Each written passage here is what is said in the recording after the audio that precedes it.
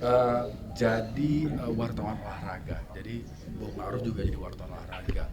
Kenapa pilihannya jadi wartawan olahraga? Dari Karena kapan kalau- sih, Ya kan Bung kalau Hadi? bicara soal olahraga kan, bicara wartawan kan bisa ke des-des yang lain gitu. Kenapa olahraga? Kapan itu ketahuan usia? Kalau sih passion memang. Kalau dari kecil memang ya senang olahraga. Memang dari kecil ikut sepak bola gitu kan, masuk klub dan sampai kuliah pun beasiswanya juga kena sepak bola. Wah, beda Sam- soal olahraga. Iya. Mantap. Sampai sekarang juga masih main bola ya Mas Sampai Adi ya? sekarang pun masih main bola Oke. dengan legend-legendnya timnas malah. Wah. Seperti itu. Jadi memang masuk pilihan kenapa senang meliput di olahraga ya karena satu passion ya. Ya. Kedua memang senang lah untuk bagaimana saat melihat dulu kita kecil senior-senior kita wartawan senior tuh meliput Piala Dunia Euro tuh Pingin ya? pengen lah seperti itu. Akhirnya terkabul untuk meliput event-event besar ya. Jadi seperti sekarang wartawan olahraga. Dari dan tahun jadi berapa komentator. sih Mas Adi Apa tuh? jadi jurnalis olahraga nih? Ya sejak tahun 2000 ya. Saat itu jadi reporter di program Planet Football yang liputan Dari RCTI Sport langsung Planet ya? Football. Planet Football. Pas yang kecil. Hari Sabtu siang. Sabtu siang. Iya. Iya. Planet Football. Itu kan hostnya ada Dik Doang. Dik Doang. Iya. Jadi ya kita liputan sepak bola nasional dan juga dulu kita tuh punya ada seputar olahraga yang Banyak ya dulu ya, multi sportnya event di sana. seperti itu. Bung itu VO-nya siapa sih Bung yang Planet Football itu Bung? Mira Hamzah. Oh Mira Hamzah, suaranya itu kan khas banget ya waktu itu ya. Itu Tolong ayo kalau nggak paham nggak apa-apa ya. Iya, iya. sorry. Generasi dulu ya Bang. Itu yang pakai lagunya Aerosmith bukan sih? Oh bukan ya? Bukan. Bukan ya, bukan. Beda ya. Berarti dari tahun 2000 Tapi ya? tahun-tahun itu emang banyak program olahraga loh. Wah, Banyak luar loh. biasa. Wih, Emang itu luar biasa. RCTI keren banget sih sportnya ya Mas Adi ya dulu. Oke. Nah, meliput Banyak. event-event olahraga besar yang paling berkesan yang mana? Kalau berkesan sebetulnya semua berkesan ya, tapi yang paling unik kesan itu adalah di Piala Dunia 2010 Di Afrika. di Afrika Selatan. Karena memang jarang-jarang lah kita ada bukan juga 2010 saat itu biasanya bulan-bulan Juni kalau kita liputan Euro itu kan musim panas. Tapi ini dingin. Justru ini Hujan. Juni dingin. Kadang hujan, Kadang kadang pagi. hujan salju gitu kan. Oh, malah di sana. Iya, itu karena memang dia ada di bumi selatan ya, jadi bulan Juni itu ya musim dingin. Dan itu tantangannya luar biasa. Dan baru kali itu kita liputan bagaimana mengatasi musim dingin itu, kita bagaimana datang liputan pakai selimut, pakai baju tebal. Karena memang di mobil Jadi, juga pakai heater. Vibes-nya kayak di AC. Eropa ya Bung ya malah ya? Ya Eropanya Dingin musim gitu dingin, tapi bukan meliput event besar. Kalau event besar biasanya musim panas kan, Musim ini musim dingin. benar-benar. Jadi paling berkesan buat saya Piala Dunia Afrika Selatan. Kalau Bung Ma'ruf berarti waktu itu bareng di ketemu tapi World Cup. nggak liputan nggak bareng. Yang paling seru atau yang paling diingat selama liputan Mas Hadi? Kejadian lucu gitu. Kejadian lucu atau yang unik atau mungkin dideketin cewek-cewek Eropa gitu Mas Iya, Hadi? karena kan orang-orang Indonesia Saya kalau Bung Hadi nggak eksotik ada gitu di ya. sana ya. Nah, apa dia mesem-mesem sih Bung? Terus kalau lucu Gimana? tuh ini ya, maksudnya kayak masalah perbedaan bahasa. Kita Oh, sering iya. lagi Setuju ketemu banget. bahwa di Eropa tuh kan nggak semua orang bisa bahasa Inggris. Benar. Jadi jangan minder lah kalau kita nggak bisa bahasa Inggris. Ternyata mereka lebih buruk juga bahasa Inggris. Jadi pakai bahasa isyarat. bahasa Apa gimana? isyarat. Nah, itu ada kejadian lucu. Salah satu reporter kita sekarang udah nggak ada kita lagi, ya sudah nggak ada RCTI lagi. Namanya Agus lah saat itu, sebut aja namanya. Nah itu, jadi kalau dulu kan kita sewa mobil ya, sewa mobil itu kan kadang-kadang sama gitu kan. Nah terus saking samanya, dia mau ngambil barang di mobil dia, tapi mobilnya di sampingnya itu sama juga. Kan dia ngambil mobil di mobilnya orang, dikunci-kunci, dia pikir sama yang punya dia maling mobil. Digebukin lah si Agus. Bingung ya ngomongnya gimana? Digebukin dengan perbedaan bahasa yang tidak ini, satu keren, satu Indonesia, satu Inggris, nggak ngerti juga kan. Mas Agus Baladun. Balado, dia digebukin sampai wah memar gitu kan, sampai dia harus on screen itu dengan Kebayang sih dengan Mas Agus kaca gitu ya, yang lucu. lucu memang. Ya banyak lah seperti itu gitu. Kalau Bung Ma'ruf ada nggak yang lucu tuh soal Kalau liputan yang gitu kayak kan culture shock juga kan kayak Iya. gitu kan. Kalau yang lucu mungkin enggak ya, karena kan saya lebih solo ya, jadi berjuang sendiri lah. Gitu. Nah, itu kan pasti lebih Agak berat juga tuh. menekankan itu ya itu Afrika misalnya. Ketika saya liputan ke salah satu rumah pemain Afrika yang main di Liga Inggris dan saya ditemani oleh warga di sana. Kita naik kereta, bla sampailah di tempat memang tempatnya itu tempat yang memang geng. Oh, lagi di Afrika ya. Wah, Oh, kebayang tuh. satu tuh kriminalnya itu.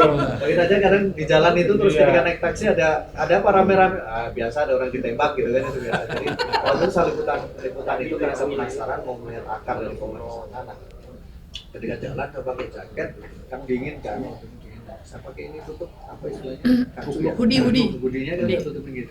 Sama yang nemenin saya bilang jangan pakai gini, jangan pakai. Lah kenapa? Sangka maling. Kamu ditembak. Oh, ditembak. Kan dikira gengs. Oh, oke. Waduh, saya bilang ya salah satu lagi saya kita dengan jalan mungkin aja. Jadi ya itu menjadi salah satu Menegangkan banget ya. menegangkan karena Afrika sesuatu yang tidak pernah kita bahas. Nomor satu kriminalnya itu. Iya, dan Kedua Brazil. padahal Cape Town termasuk yang tenang. Kalau Johannesburg terkenal itu kan Wah, itu luar agak biasa. minggir. Jadi itu menjadi salah satu pengalaman yang memang akan menegangkan dan itulah ketika kita liputan kadang ya sudah harus pamitan ke orang rumah karena kita nggak pernah tahu apa yang terjadi nanti. Nah, dari semuanya nih negara mana sih yang paling kompeten pas jadi host Piala Dunia atau Euro nih? Kalau event sebesar Piala Dunia atau Piala Eropa itu sebetulnya bagaimana kita melihat infrastruktur mereka. Nah, kalau untuk seperti itu kita harus mengakui karena yang penting adalah bagaimana akomodasi, transportasi, fasilitas stadion, terus macam-macam yang bagaimana supaya orang-orang yang berkunjung, wartawan, pemain itu nyaman. Kalau dari itu semua, sebelum untuk event-event besar harus diakui itu negara-negara Eropa. Pasti ya. Mereka lebih siap dan stabil untuk menyediakan apa yang menjadi kebutuhan kejuaraan atau event-event yang sangat besar. Kita datang ke sana, rata-rata tidak ada tuh sesuatu yang harus diperbaiki lagi, direnovasi lagi. Kita sana tuh udah jadi semua. Kita tinggal datang udah ngurus administrasi untuk liputan selesai. Tapi kalau negara-negara berkembang misalnya seperti Afrika Selatan, kita datang aja ke sana, itu fasilitas media centernya belum jadi. Jalan masih harus diperbaiki, semua segala macam. Untuk sesuatu yang masih agak sulit untuk kita datang gitu, maksudnya untuk melakukan kegiatan kita karena banyak sesuatu yang cukup terbatas, seperti juga transportasi. Umar sudah bilang itu sangat serem, luar biasa, ngeri gitu loh, maksudnya transportasi mereka itu tidak sebaik negara-negara Eropa. Padahal itu sekelas Piala Dunia ya. Piala Dunia ya, dan di orang yang Afrika datang ya. juga kan ribuan, ratusan ribu, Iya. bahkan jutaan gitu. Maksudnya untuk event-event besar, kalau untuk kelancaran administrasi dan fasilitasi transportasi segala macam dan fasilitas kejuaraan harus diakui negara-negara Eropa ya. Jadi dari keterangan Bung Ahai tadi, Indonesia kayaknya harus segera cepat mengejar itu ya, terutama Lagi proses ya. Kalau di Indonesia itu harus kita akui lah bagaimana transportasi. Karena transportasi itu sangat penting sekali dan pelik sekali karena transportasi itu kan bukan hanya untuk pemain, tapi bagaimana mobilisasi Akses, penonton, wartawan kan punya jadwal yang sangat mepet. Misalkan kita Iya benar. malam kita lihat kan Harus geser. jadwal apa nih besok. Betul. Kita udah lihat tuh, kita harus kesini naik apa semua segala macam. Sekarang di Indonesia nggak usah susah-susah lah kayak dari luar kota, gitu. Dalam kota aja lah. Misalkan dari Tangerang ke Jakarta. Tangerang ke Jakarta misalkan. Butuh berapa lama? Kita butuh berapa lama Macetnya. untuk sampai ke Senayan misalkan dari Stadion Benteng misalkan. Itu yang dipikirin kan bukan hanya pemain, bukan hanya penonton, tapi wartawan. Wartawan punya schedule Nggak bisa sangat ngejar tight. berita. dari GBK ke Pakansari. Nah, Apalagi naik apa tuh? Iya, Naik meskipun ojek dekat misalkan. ya. Iya betul. Karena kan gini, karena kan ketika liputan kan kita tidak kemudian ini mungkin juga yang perlu diketahui juga bahwa meskipun kita liputan punya ID wartawan, tidak selalu kita bisa nonton di semua pertandingan yang sama. Oh gitu. Tidak seolah-olah kita kemudian wah saya punya ID apa? Bisa masuk semua Bisa pertandingan. semua pergi nggak bisa. Justru Ada kita tiketnya bisa. lagi ya? Media Ada center, tiketnya tapi lagi. kita kan nonton pertandingan kita harus register terlebih dahulu. Jadi kita kan karena itu kan memang waktu itu menjadi sangat penting untuk teman-teman jurnalis karena itu proses sudah terpindah. Disinilah salah satu yang menurut saya kadang FIFA, UEFA dengan keras kepalanya ketika mengancam tuan rumah dengan ancaman mencabut status mereka ketika infrastruktur tidak jalan, fasilitas tidak lengkap. Itu karena memang seperti itu, serigid itu yang harus dilakukan. Perpindahan pemain, perpindahan tim, perpindahan penonton juga. Itu harus benar-benar sangat rigid dan sangat ketat. Tapi dengan semua ancaman yang dilakukan, biasanya dengan segala kekurangannya, pasti berhasil. Brazil dulu sempat ada isu soal gangster, isu soal malaria. kemudian di Afrika ketika diusus soal rasisme dan sebagainya. Tapi kan akhirnya memang Pasti. jalan karena keras kepalanya FIFA itu yang memang membuat memaksa itu yang membuat kemudian akhirnya bisa digelar, dan itu kenapa FIFA berada di tabung kaca. Mereka tidak mau diintervensi oleh pemerintah, tapi mereka mau mengintervensi pemerintah. Kenapa? Karena kalau tidak selesai itu hajatan gagal total, dan yang jelek adalah FIFA. Jadi itu yang menurut saya mindset yang perlu kita tahu. Oke. Jadi tahu kan ya Banget ya. gimana kan ya. Memang sih transportasi itu harus Penting benar-benar banget ya. siap semua. Nah, terus Mas Rizky, ini kan Mas Hadi kan jurnalis olahraga yang sekarang dikenal sebagai komentator. Ahai ya, Iya. Bung Ahai nih. Ahai itu Asal usulnya gimana sih? gimana? Ahai gitu. Mas Hadi. Tadi kemarin saya ini ketemu. Besok mau podcast sama siapa? Bung Hadi. Bung Hadi siapa? Ahai. Oh Ahai gitu. Tahunya mereka. Gimana sih Mas ceritanya? Aku agak lupa deh dulu waktu di produksi itu Ya gimana? sebetulnya ini aja sih, maksudnya mencari sesuatu yang nggak sama dengan komentator-komentator lain.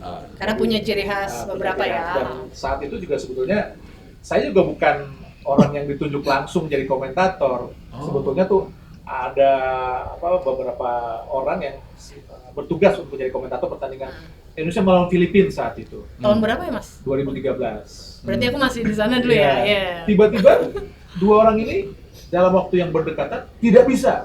Oke. Dan Berhalangan kan? terus kita tanya, lu ya jadi pribadi, jangan gua belum siap. Karena saya produsernya, ya saya harus mengambil alih.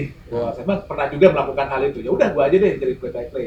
Ya udah, karena memang situasinya agak ini ya, maksudnya baru untuk melakukan play by play dan dalam pertandingan live, oh ternyata tegang juga. Jadi sesuatu yang harus lancar-lancar aja tuh sulit gitu. Jadi kita butuh sesuatu yang untuk mengenakan gitu loh. Jadi keluarlah kata-kata seperti itu. Dan kaget Yang juga jadi ciri khas sekarang. kaget juga pas saya tampil itu, orang tiba-tiba pada ngeliatin saya gitu kan. Ini ada apa gitu kan. Terus tanya pada begini gitu kan. Wah, Nah. dari luar kaca gitu kan. Apa saya bingung kan, maksudnya Nah, Disney. itu FYI, tiba-tiba Mas ternyata Rizky. trending di Twitter. Iya, jadi FYI nih, waktu aku masih bareng Mas Hadi nih, kerja bareng tuh. Jadi setiap pertandingan ya, Mas Hadi ya, dini hari gitu, apapun gitu kan, event-event, Mas Hadi ini selalu datang, dan dia pasti heboh gitu nontonnya. Kalau ada gol, nah mungkin cikal bakalnya dari situ ya Mas ya? Ya bisa lah.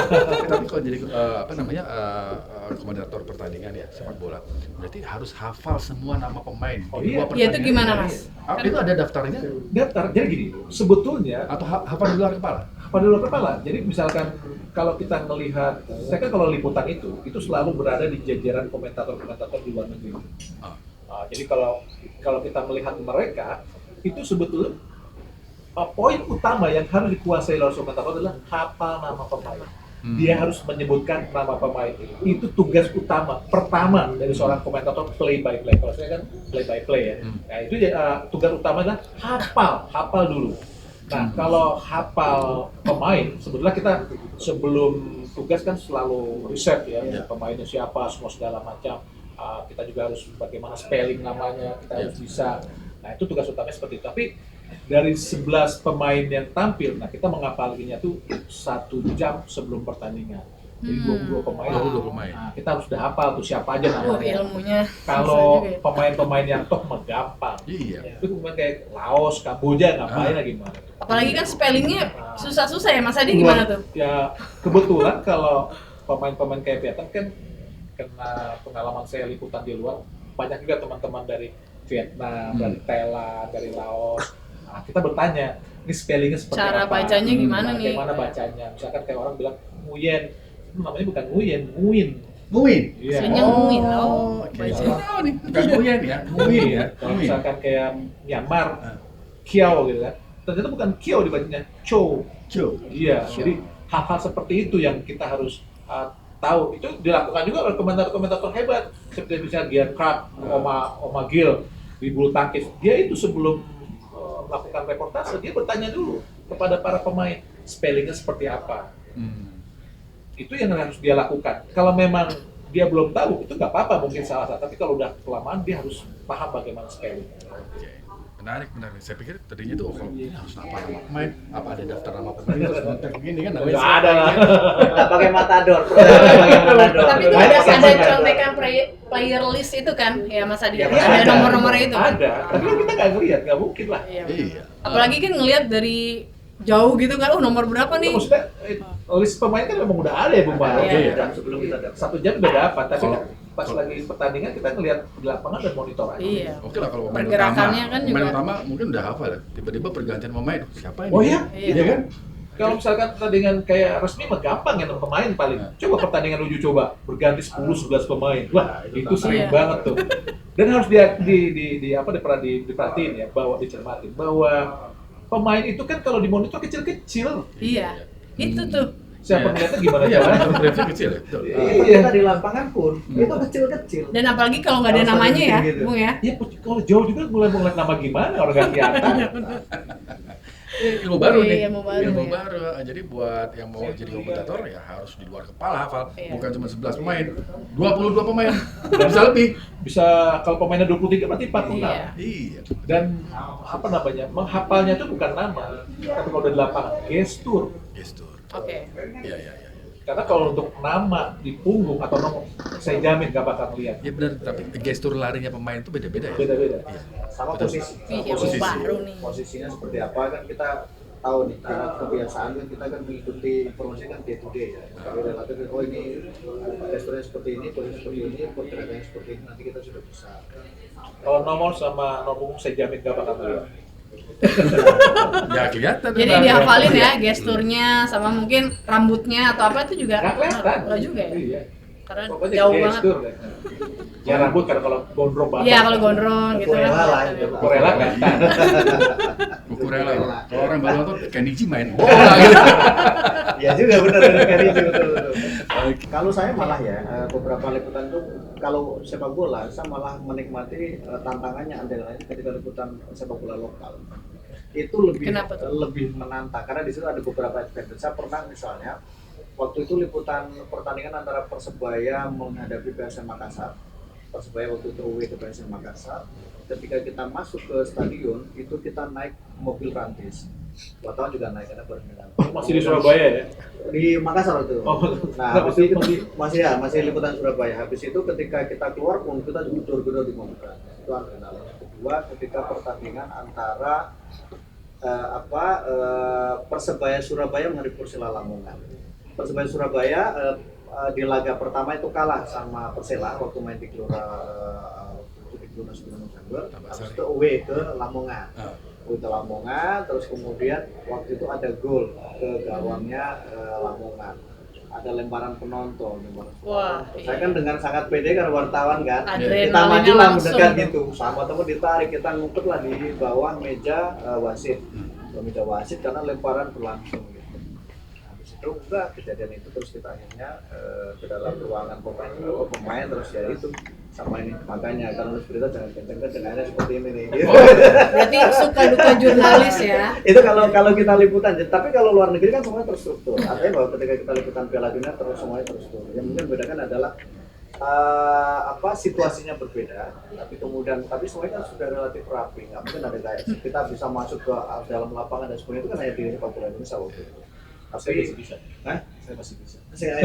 Dia masih bisa, tapi kalau yang luar negeri kan lebih ada bagaimana kita menikmati inside outside dari pertandingan pagelaran, bagaimana kita bisa melihat pengelolaan liga mereka, bagaimana ketika etika bertemu pemain, wawancara dengan pemain itu kan yang Lebih rapi ya, Bung ya? Lebih rapi. Kalau Terus sepak kalau- bola Indonesia lebih menantang karena adrenalin sebagai jurnalis.